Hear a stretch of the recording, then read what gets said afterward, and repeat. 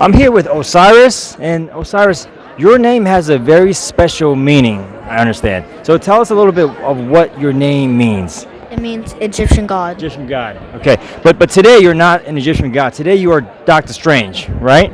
Okay, so talk a little bit about why you chose Doctor Strange from all the different Marvel characters or DC characters or just all the characters in general. I like magic and I wanted to wear a cape. Okay, so why not like a Superman, for example? I feel like Superman is like not that like fun. Okay, so Doctor Strange is a little bit cooler, right? Okay, so I see it here. You have what is this called again? The Emerald. Emerald. Okay, so with the Infinity Stone in the middle, right? And how did you make this yourself? How did you get this? My mom made it. Thanks, Mom. Okay. So we're back with Osiris. Now, Osiris, have you seen any of the Marvel films? Okay, what's your favorite one? The newest Avengers Endgame. Endgame. Okay. Was it pretty long? Yeah, like 3 hours. Okay, good. So you know there's one coming out today, right? Called Dark Phoenix. Oh yeah. Yeah, you gonna watch that? Yeah, definitely. Okay. Can I come with you? No. No. Okay. Okay, next time. Okay. So one more question. Do you have a special pose that you want to show everyone, like a very awesome, cool Doctor Strange pose? Yeah.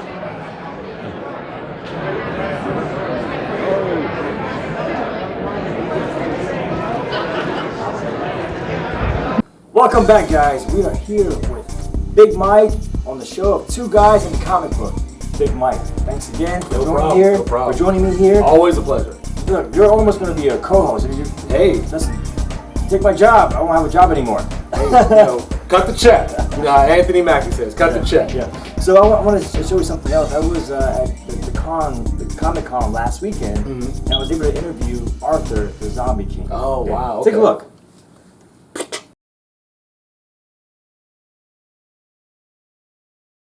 Hi, I'm here with Arthur, the Zombie King. So Arthur, you've got some amazing artwork here. I mean, I see the Hulk, I see pretty much the Avengers Squad, Superman, Deadpool.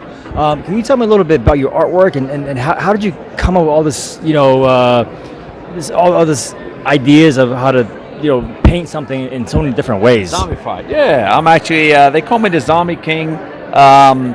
Because basically I started out working on a series called Marvel Zombies from Marvel Comics. It became one of the best sellers of all time, biggest hits. And then following that, I did two other series. I did Raise the Dead, and I did Army of Darkness vs. Marvel Zombies, and then Fanboys vs. Zombies. And it's actually what started this whole zombie phenomenon, which was kind of like when the Beatles came over, all those bands from England came over, the Rolling Stones and the Animals. And it started like a zombie phenomenon in the United States, and everybody just started to become crazy about zombies, and then everybody else started to jump on our bandwagon. Brad Pitt jumped on our bandwagon, Plants vs. Zombies jumped on our bandwagon, World War Z, on and on.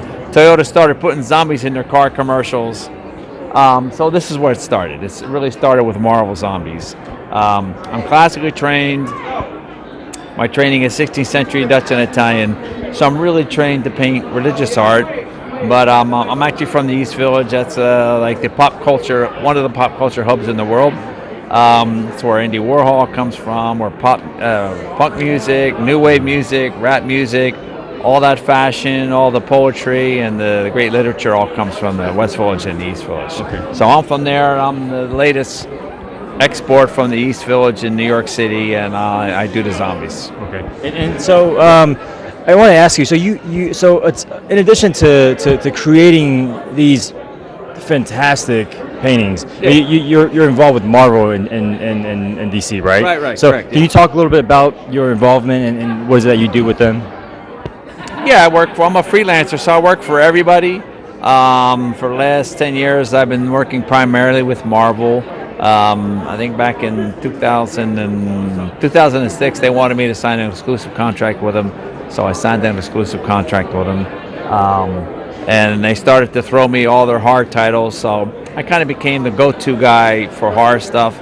So when anybody has a horror title, I'm kind of the guy they come to. So now DC right now, I'm working on the new DC series for DC Comics. That's the big thing in comics right now. Here's one of them right here. Yeah, we'll show this here. Okay. This is the cover issue number 2 of Deceased. And yeah, so I like working for Marvel. Yeah, they're pretty. The management is pretty good. They give you time to do your best work, and the checks arrive on time, and the characters tend to be more developed than the superhero characters for other companies. They put a lot more, when they were creating the characters, a lot more thought went into it. And then over the years, the writers working on the Marvel characters have did some good work on developing the characters for the series. So it's a lot of fun working on that stuff. Okay. Yeah. Okay. And let me just ask you one more question. So let's say, for example, something like this masterpiece over here with the Hulk and the Avengers. How long does it take for you to create something like this? Yeah, we call this the Hulk pile. This was from Marvel Zombies Returns. It was one of the covers. My average for working on a cover is about 3 weeks. These are all oil paintings and gouache paintings. Half of them are gouache paintings, half of them are oil paintings, depending on how many characters are in it. So if a cover has more than two characters on it, the more characters there are, the longer it takes me. So for instance, the Superman one that I just showed you, that guy's like the entire DC universe in it. That thing took me 4 months to paint that cover. Wow. So yeah. Okay. So that's my average. Yeah. Okay. Well, Arthur, thanks so much, and Arthur, the Zombie King. Good talk with you. Good Yeah, talk and with you. thank you for showing us your my fantastic pleasure. work. Yeah. Yeah, my Thanks so much. Greetings from Virginia. And that's it. Yeah. Good job, man. Good So, job. yeah. Thanks. So we'll edit all that stuff. What'd you think? Oh man, that was great. Yeah. Love zombies. Yeah. This guy was a trained Renaissance painter. So I mean, it just I'm not an expert on drawing and paintings, but I knew that when I saw his material, his masterpieces, it was different. Yeah, he has a mastery of human anatomy. I couldn't tell you why it was different, but it just was different. Oh yeah. So he's got all these like zombie faces on different characters. I mean, it just you saw it. It's amazing. So, but let me ask, do you watch any of the zombie related cartoons or films or shows like what's that one? Walking Dead. Walking Dead. You watch that? Yeah, I'm familiar with it. I watched probably at least the first 7-8 seasons of it. Okay. Yeah. Okay. What'd you think? It was a great show. I mean, just thinking about like the world just changing and everyone being zombies and you're the last one there. It's riveting stuff. No, it's amazing. I just think I always joke around because sometimes I'm always on the run and I want to just talk about if one day we had a zombie apocalypse, and what would I do? Right. I sometimes put myself in school. I don't do it intentionally. Sometimes I tell my wife, listen, I do this and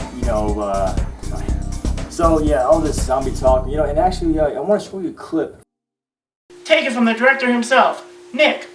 So tell me more about this mic. Alright, we'll get this again. Let's help him out. Yeah! Oh! What is that? It's an old music box, I think. I thought this was yours. I found it downstairs. Oh, it's not. Oh, Susie, Jeff's wife, she brought these brownies to us to welcome. Yeah. It's probably just a breaker. I'll go check. Alright.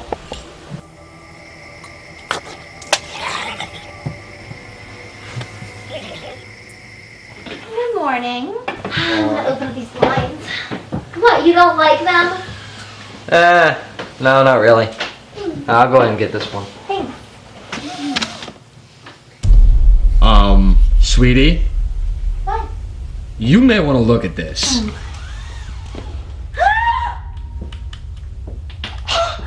Hold on. What is this? I'm gonna go talk to him. They're probably just playing a prank. Okay, come on, guys. Very funny. Seriously, you guys can leave now. Joke's over.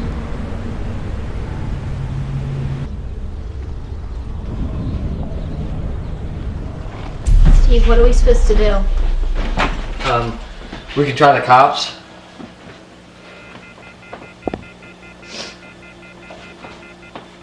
Lion's dead. We're gonna die. Don't say that. We're going to die, Steve. This is it. It's over. We're gonna die.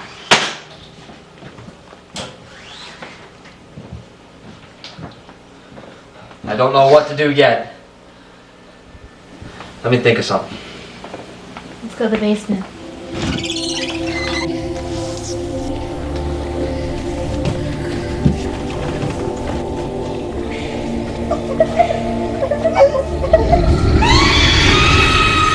Wow, wasn't that cool? That was so Yeah, yeah. funny. So we're gonna take a break and we'll be right back.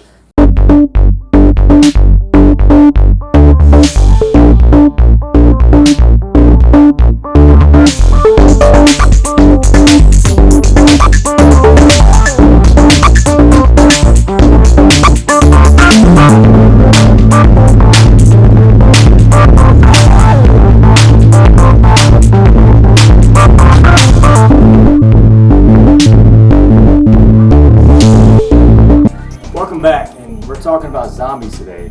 And Big Mike, weren't you involved in some zombie production? I was a while back. A movie called Johnny Z. Okay. Yeah, so it's about a character who becomes, he's like half zombie, half human, and he's fighting this, bunch of zombies and stuff. So I played one of the zombies in the movie actually. So tattered clothes, dead looking, flesh eating. Half human, half zombie. So you play me every morning when I go to work? Pretty much. I was actually one of the zombies. I was just the guy that got kicked down the hill and killed very quickly. Okay. I was there. This is when I was doing my stunt work. Okay. So yeah, the main character was one of the guys who killed me. So.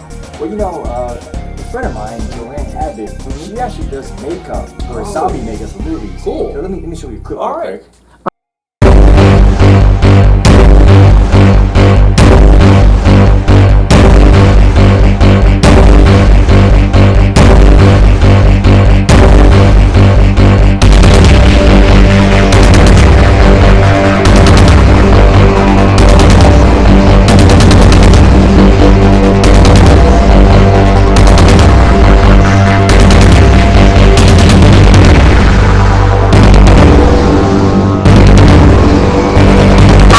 Welcome back.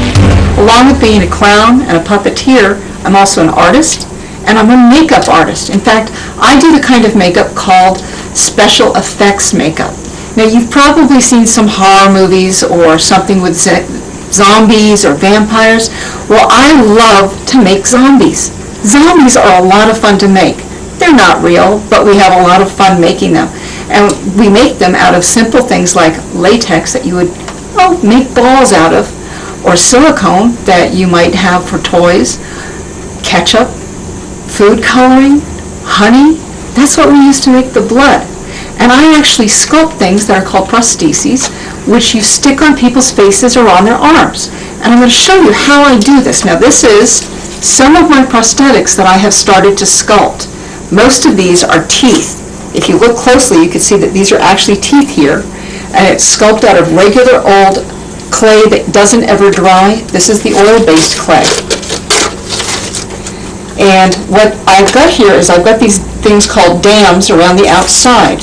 I'm going to be taking these sculptures and pouring in a special type of stuff inside of it so that I can make things like this. This is a mold that I can make multiple sculptures, multiple pieces to go on people's faces. It's flexible. This is called silicone. And here I've got a gash that would be on somebody's cheek. Now in the future, I'll try to bring along some pieces that are finished, or maybe even I'll make up somebody to show you how I do some of my zombie makeup. Now here's some of the clay. I want it spread out nice and thin so that when it's actually filled in, it'll be smooth next to the skin and you'll hardly be able to tell it's there. And if I wanted to, I could just use my fingernail to make a gash in it, as if it was somebody's skin that had a big cut like that. And I can make extra lines in it like that. And then when I'm ready to use it, all I have to do is add some maybe dark colors inside of it, like black or red, and have some blood coming out of it. Of course, the blood is corn syrup or ketchup or honey with food coloring. Nobody ever really gets hurt.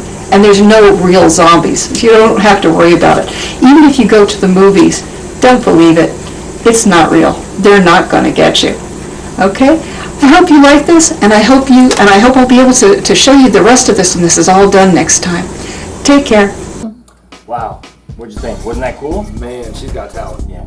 So we're gonna take a break and we'll be right back.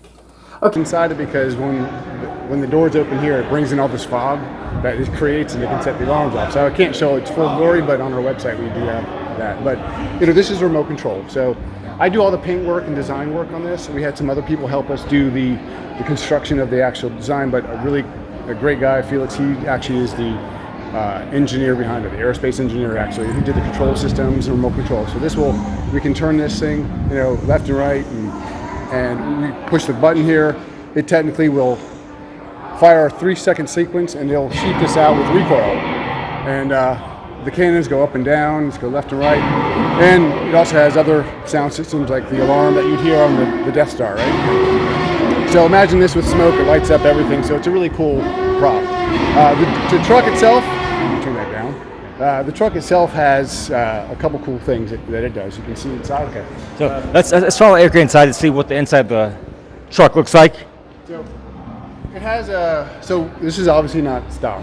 We took a civilian Hummer H1, which I got here, and we just supersized it. We put huge tires, and we did a flare, fender flares. We upgraded the motor because the motor blew, so we got about inside 700 pounds of torque. You can commentate while the camera looks and inside. This one has security systems to Darth Vader's chest plate inside, and what that does, it's not just for looks, it's functional. So it sets to all the LED. That's a lighting kit for all the underneath the carriage of the truck. The other one has a train horn, it has all the LEDs, and it has a smoke system and smoke machine. So we can put a ton of smoke out, about 2,500 cc's of smoke, 25,000, sorry, out of the base here. So it's all piped out and plumbed with it basically will smoke this whole area, and that's what we didn't want to have happen. Wow. But this one has a smaller smoke machine inside of it, a 400 watt system, which it does about 3,000 CFM. So Eric, you have more models inside, right? Yeah. So can you kind of walk us through inside and see what we have going on over there? Okay. Let's turn this thing up and Okay. Awesome. That's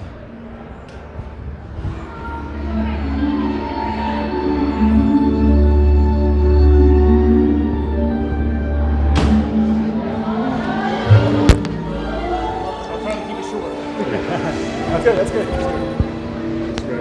Just lock this thing up.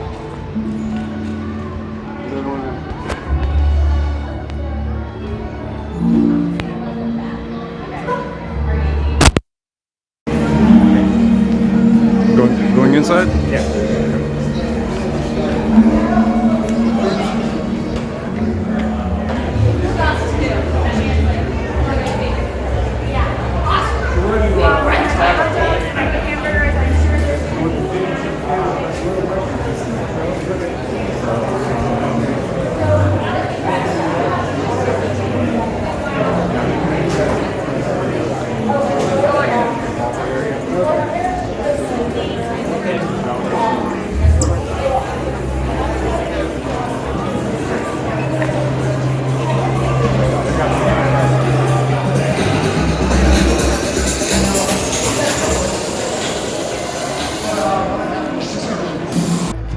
We're back with Eric Jacobs. So Eric, tell us what we're looking at here. Yeah. So This is just a Darth Maul. He's a collector piece from Pepsi Cola. This is from a long time ago, but this is just a number piece that we have. But people like to take pictures, so we have the backdrop so people can take pictures of Darth Maul.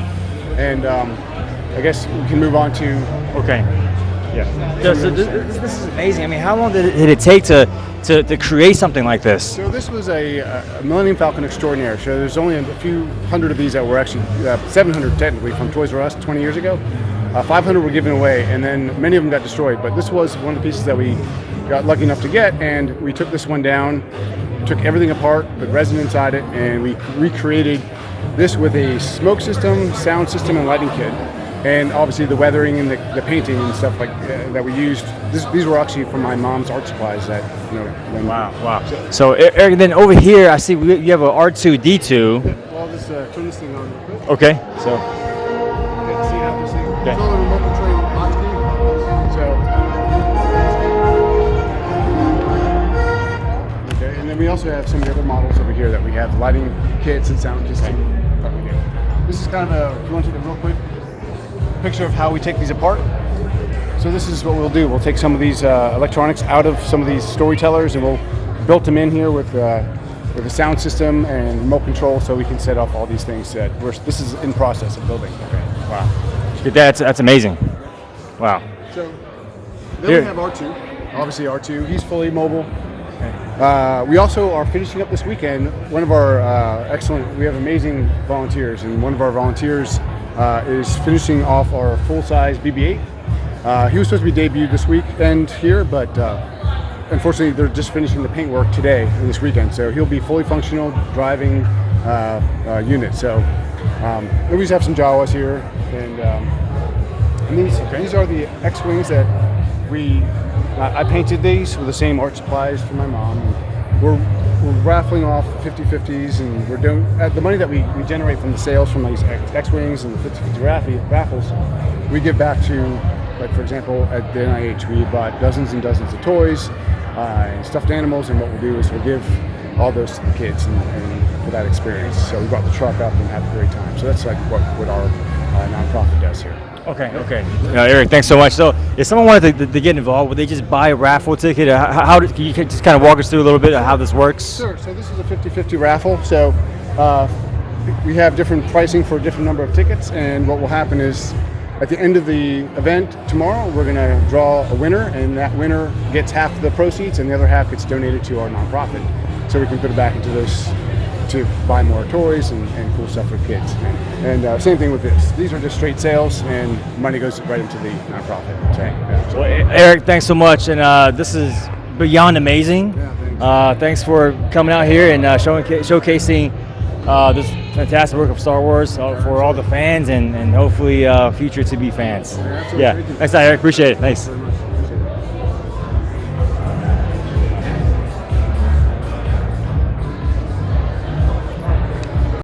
And welcome back, and Big Mike. So that was just a little taste of what people can experience if they attend one of the Comic Cons. Oh yeah. So I wanted to ask you real quick. Again, actually, that's a nice T-shirt. Oh, I thank you. Yeah. So right now, everywhere I go, comic books, movies, everywhere I go, it's about the Avengers. Oh yeah. Which you are obviously showcasing. So what do you think? Why is this? What is it? Is this Endgame? This is for Endgame. Okay. So what do you think? Why is this so good? Why is it so bland? Well, I think because of what Marvel actually did with 10 plus years of storytelling. I mean, it's unprecedented. I don't think in history you've ever had a movie studio be able to pull off more than 20 films that are all interconnected within the same universe seamlessly, build an entire story around it, and then even come to, a finale of sorts. To the original characters, you're still going to go on with the universe, but it still builds up to something that they have to overcome, and it's a finale. I mean, over 20 movies. No one's ever done it before. So what did you think? And I don't want to spoil movies because we don't spoil movies on the show. But what did you think about the Endgame? Well, mixed feelings, right? Yeah, I'll say this. It's like, it was great. It was a finale.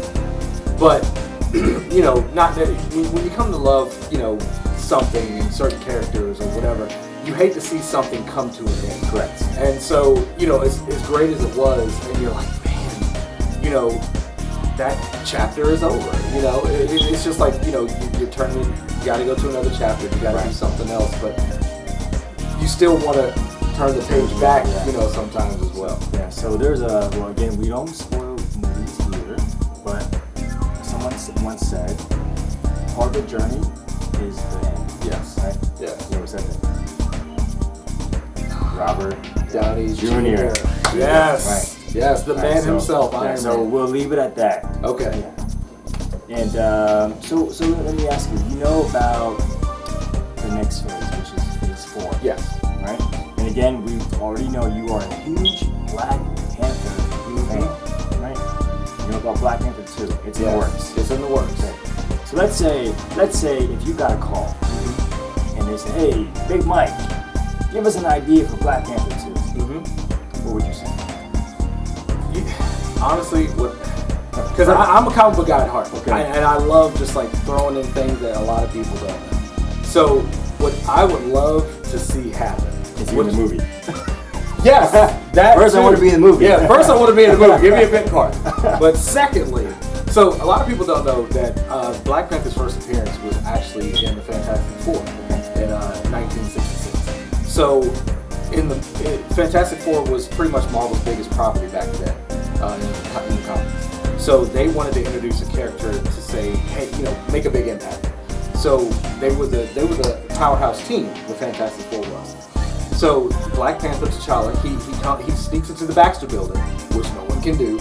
He took out every member of the Fantastic Four, right, single-handedly, and then said to them, well, I can see that you guys are good enough. I need you to help me. So he beats him up first. Beats him up first because it was a test. Okay. It was a test to see if they were actually good enough to help him with the problem he had in the comic.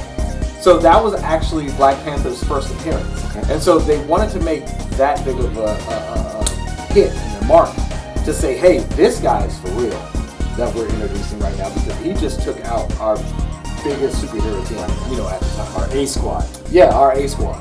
So I would love to see a throwback to that somehow, because you know, Disney has bought Fox, 20th Century Fox. Yeah. So you know, we could be getting the X-Men and the Fantastic Four in the MCU very soon. So I would just love to have that as a callback. Speaking of which, real quick, I'm actually pretty excited about Loki's spin-off show. Oh man, yeah. I mean, again, this is a character that I was not familiar with, but now that I know who he is, I'm actually pretty excited. Oh yeah, he's a character. Yeah, that and Falcon the Winter Soldier. Yeah, for sure. So if let's say, you know, hypothetically speaking, if they did that with Black Panther 2, would that be a prequel, or would that be? Oh man, a spinoff. Yeah, maybe it would just be a spinoff. Maybe it would be a good way to introduce the Fantastic Four. Maybe, you know, T'Challa heard about these people before, and Reed Richards has something that, you know, T'Challa needs, and he sneaks into the Baxter Building somehow, and, you know, confronts them, and, you know, needs their help somehow. Okay. You know, it would just, like I said, it would just be a great callback to the original comic. Yeah, so I think we have to wait to find out. Yeah, we'll see. Okay, and then if you get in the movie, call me. I will, because I need a job too. Yeah, I'm like, hey, you need the mics. You need the mics on this. Thank you. Oh man, it makes me miss the comics. Yeah. Well, there's one coming up in a month. Don't miss that. I will not. Okay. Well, again, Big Mike, thank you so much for being Always my guest today. Always a pleasure. And this is it for Two Guys in the Comic Book. Join us next time.